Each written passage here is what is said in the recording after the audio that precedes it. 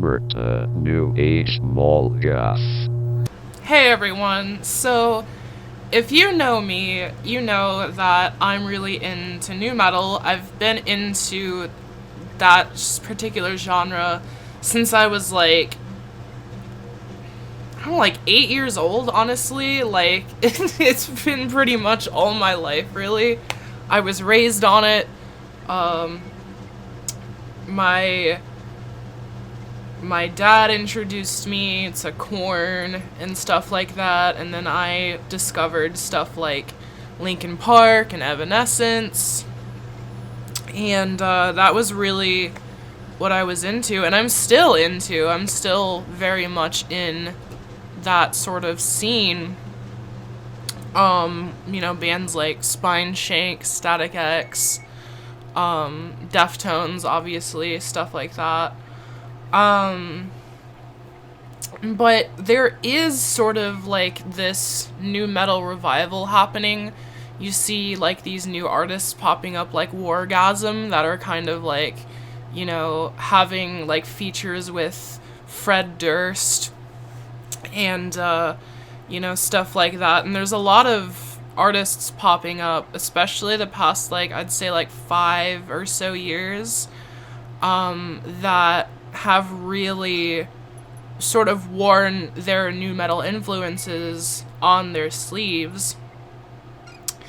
And one particular artist that I've been really into lately, that I kind of want to spread the gospel for, is Omerta. I'm not really sure which way you pronounce it. They're kind of an underground band, so I haven't really heard too many people actually say the word. But what initially got me interested in this band is Vincent Void was involved with it. And I don't know if any of you have ever heard of Vincent Void, but he was in another new metal revival band called Dark Complex back in the late 2010s. And unfortunately, they were pretty derivative. They weren't bad. They were actually pretty good, in my opinion. But they were definitely derivative of Linkin Park, particularly, earning them the nickname Linkin Dark.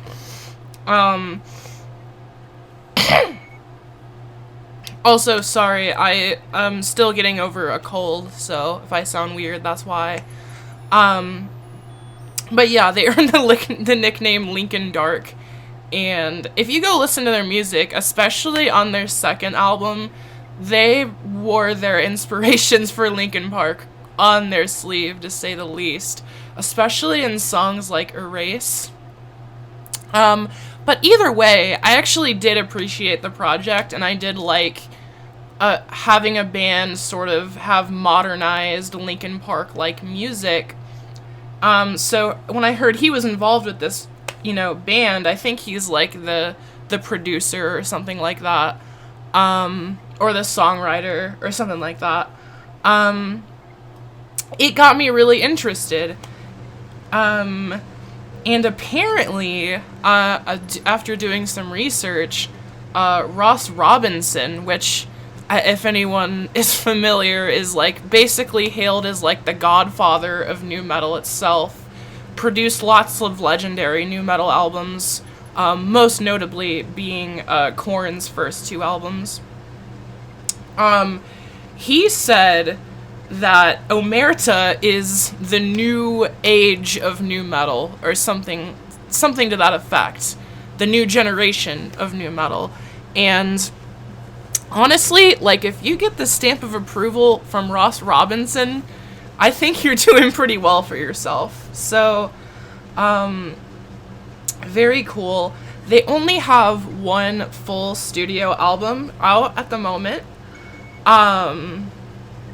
So it's really interesting because there's rapping on the record, as you would expect from a nu metal album.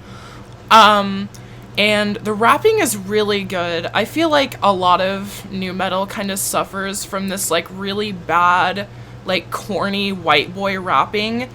And the rapping on this record is not that at all. Very good flow, very good rhymes, very good lyrics, even though they're pretty fucking edgy. But, like, I'm edgy, so, you know, I mean, I enjoy the edginess. Like, the fucking, they use samples from, like, videos made by, like, the Virginia Tech shooter and shit like that. It gets a little bit fucking gnarly, I'm not gonna lie. So, you know, if you're sort of like a faint of heart, you know, kind of person, maybe this band as a whole is just not for you. Their their lyrics do get pretty fucking edgy. But yeah, that's why I like them, really. So yeah, their album Hyperviolence is really good. Some of my favorite songs on the album are Payback, Benny Boy, and Cidephile. With Benny Boy, I like to imagine that it's about Ben Shapiro. And it probably isn't, but that's like my headcanon, and it's just really funny to think that that song would be about Ben Shapiro. Benny Boy, what's up, bitch? You really want to taste this dick? When you two swapping spit, you're gonna be licking my nut off her lips. Benny Boy, hear that shit? Your sis and I just made a flick. Like, they even mentioned the sister. Like, oh my god, it has to be about Ben Shabibo. Like, there's no fucking way. Anyway, it's a very good album, but I really want to drive home about their recent, or somewhat recent, single that came out earlier this year, which is Antiamorous, and I highly, highly, highly recommend this song. What's so interesting about it is that it's a, like, mixture of nu metal and hyperpop. Now, it's a very strange combination, I agree, but it works really fucking well, and I want to hear more of that, you know what I mean? It's very enjoyable to listen to, and